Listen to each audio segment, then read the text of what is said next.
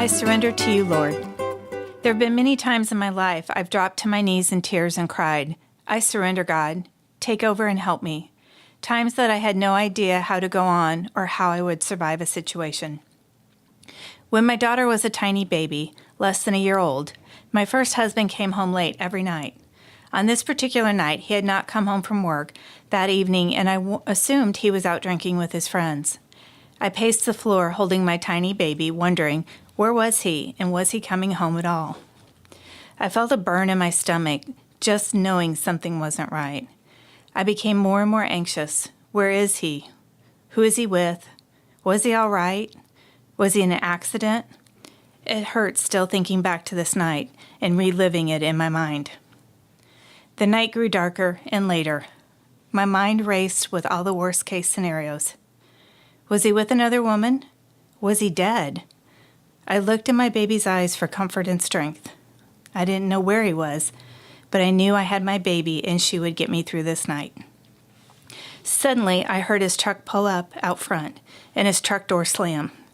I waited patiently for him to come through the door, still caressing my baby. He never came through the door. I waited and waited. I put my now sleeping baby into her crib and moved outside to see where he was. Had he passed out on the front porch? Or maybe tripped on the sidewalk in a drunken stupor? As I slowly opened the door, fearing the worst, I saw him laying on the ground. I rushed to him, calling his name. Are you okay? What's wrong? I rolled him over to see a look in his eyes that I didn't recognize. His eyes were dark and glazed over. Talk to me. What is wrong? I had no clue what was going on. He finally attempted to look at me, trying to focus his eyes on me, and he responded, The devil's in me, and I can't get him out. This froze my soul and sent chills down my spine. What do you mean? I asked, as he continued to writhe in our front yard. My ex-husband was 6'4" and an airborne ranger in the Army, just so you understand his stature and toughness. I was petrified as to what was happening. Was my husband possessed, or had he done something with the occult? No, it was not the devil. It was methamphetamine. I had no idea my husband was experimenting with meth. He did a great job dodging me, and I was so busy with the baby I didn't see him much. Here I was, a mom, working 50 hours a week and taking care of a small baby alone. My husband did nothing for the baby, and I was literally exhausted, and now I was going to have to care for him too. How, Lord?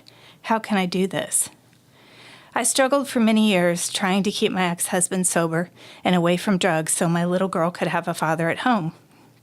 I hid so much from her and my family. I thought divorce would be considered a failure on my part. A broken home wouldn't be good for my daughter. She needs a mother and a father in the home together as a family.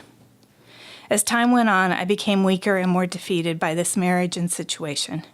I could hardly take care of myself. I dragged myself to work and put on a happy face for my daughter and made excuses to her as to why her daddy wasn't home. Every bone and muscle in my body was ready to give up. After years of trying to heal my husband of his addictions, I decided I could do it no longer. I called my parents and said, I have to get a divorce. I can't live this life anymore. They, of course, were very supportive and said they would help pay all my attorney fees.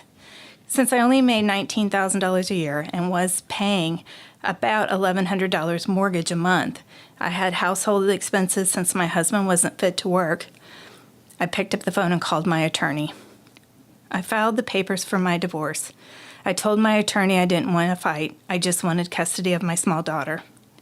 He could have everything else. I just needed out. The papers were filed and served. I felt a burden start to lift slightly, but he still lived in our house and wouldn't move out, making life very difficult, never knowing when he would come home and in what condition. A few nights after he was served with the divorce papers, he came home after midnight, falling down drunk.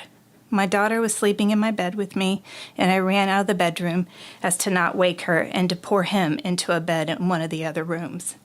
As I tried to help him to bed, he kept wrapping his arms around my neck and twisting me around so I couldn't keep my balance.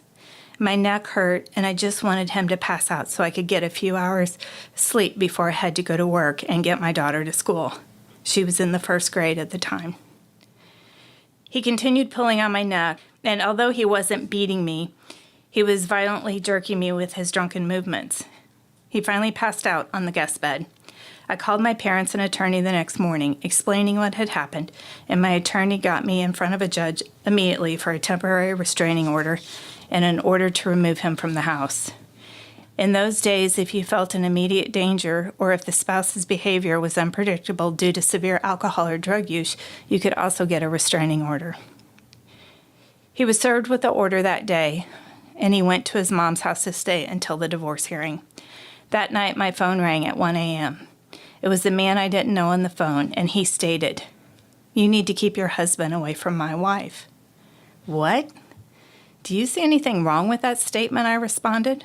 First of all, my young daughter is sound asleep next to me in bed, and I am separated from him. Maybe you should address this with your wife instead of me, and hung up. That was it. I got out of bed, began to cry, and said, "God, I know you want me to live a better life than this. I know you want my daughter to know there is a much better existence out there, and I need you, Lord. I need you to take my life and lead me where I need to go. Please, Lord, show me your grace and mercy and allow us to free ourselves from this life." I sobbed for what seemed like hours until I could cry no more. I dragged my worn-out body back to bed, cuddled my beautiful daughter, and promised her quietly that everything would be fine and God would show us a way. After the divorce was final, I continued to live in this small town, struggling to feed my child and keep the lights on. I again sobbed to God to give us a better life, and a life He had planned for us. I was so weak and distraught and cried until well after midnight. I woke a few hours later with the warm sun shining in my eyes. I sat up in bed and looked at my sweet child still sleeping soundly. I looked out the window and it was all clear in my mind. I would quit my job and would relocate to Dallas where my parents lived. We could start a brand new life without these struggles. I nudged my daughter and she slowly woke up. "Baby girl, how would you like to move to Texas and be near Grandma and Grandpa?" She smiled and said, "Yes, Mommy, I want to move." I knew she was small, but inside, I knew that she knew a fresh start would be what we needed.